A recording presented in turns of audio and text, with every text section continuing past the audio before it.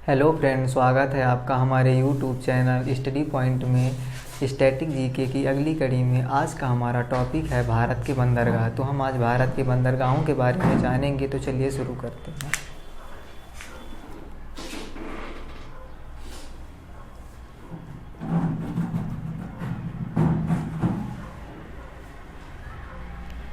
भारत में बड़े बंदरगाहों की संख्या 13 है। और छोटे छोटे जो बंदरगाह हैं उनकी संख्या 250 से भी अधिक है। तो हम बड़े बंदरगाहों के बारे में जानेंगे।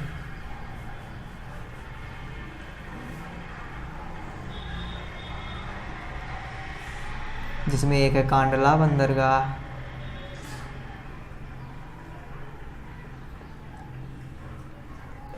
मुंबई बंदरगाह, मुर्मुगांव बंदरगाह,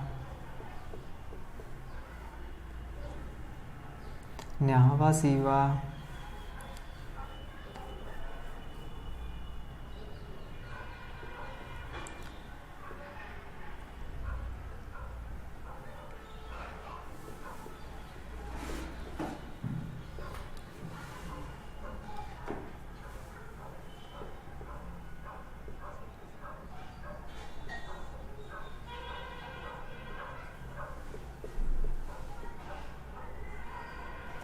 ऐसे लिखने से वीडियो बहुत लंबा हो जाएगा। तो चलिए मैं लोकेशन के द्वारा आपको समझाने का प्रयास करता हूँ।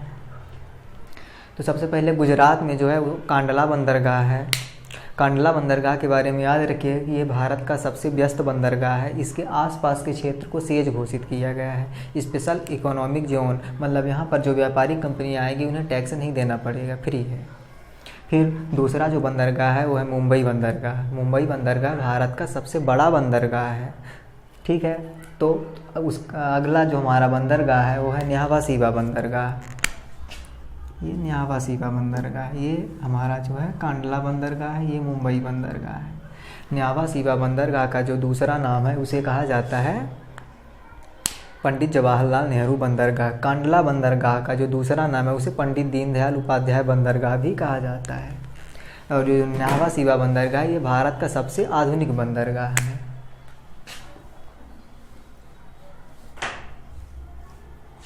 फिर गोवा में स्थित है मुर्मुगांव बंदरगाह, जो कि एक नदी के किनारे स्थित है, एस्चुअरी पर।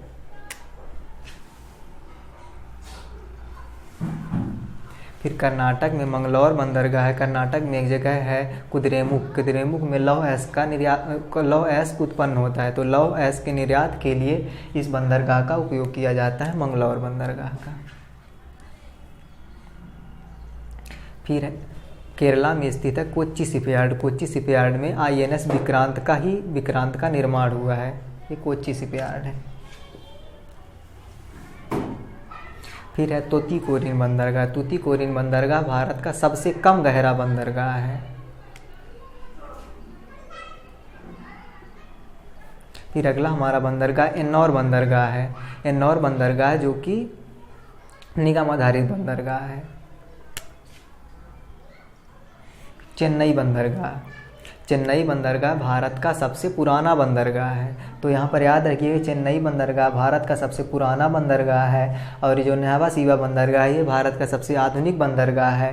कांडला बंदरगाह भारत का सबसे व्यस्त बंदरगाह है। और ये जो मुंबई बंदरगाह है भारत का सबसे बड़ा बंदरगाह है। फिर विशाखापट्टनम। विशाखापट्टनम में जो बंदरगाह है ये भारत का सबसे गहरा बंदरगाह है और ये सबसे सुरक्षित बंदरगाह भी है। यहाँ पर एक डॉल्फिन नोज नाम की पहाड़ी है जो समुद्री लहरों को रोक देती है, जिससे यहाँ क्षति नहीं पहुँचती है। तो सबसे सुरक्षित बंदरगाह भी ये विशाखापट्टनम बंदरगाह है। फिर उड़ीसा में स्थित पारादीप बंदरगाह है। पारादीप बंदरगाह का उपयोग चावल के निर्यात के लिए किया जाता है। राष्ट्रीय चावल अनुसंधान केंद्र उड़ीसा में ही है, ठीक है। अंतर्राष्ट्रीय चावल अनुसंधान केंद्र मनीला में है। और यहाँ पर एक बंदरगाह जो है मुर्मुगांव बंदरगाह, एक है मुर्मुस्क बंदरगाह जो कि रूस में है, ठीक है। तो यहाँ पर कन्फ्यूजन ना रखिएगा, अच्छे चीज़ों को समझने का प्रयास करिए।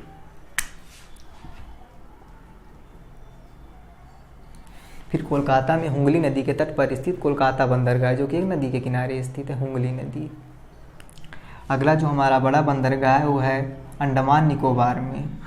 अंडमान निकोबार वाले जो बंदरगाह है इसे कहा जाता है पोर्ट ब्लेयर बंदरगाह, ठीक है, तो लगभग हमारे सारे बड़े बंदरगाह समाप्त हो चुके हैं। अब हम छोटे बंदरगाहों को जानेंगे।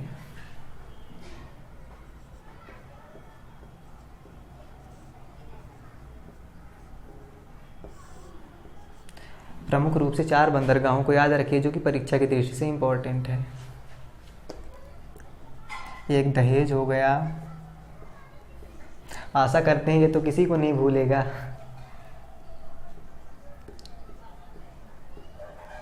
एक पिपावा बंदरगाह हो गया, एक मिरिंद्रा बंदरगाह हो गया और एक धमरा बंदरगाह। उनमें से ये 3 जो बंदरगाह हैं ये गुजरात में हैं और ये जो धमरा बंदरगाह है ये उड़ीसा में है। एक बार फिर से हम देखे लेते हैं बंदरगाह।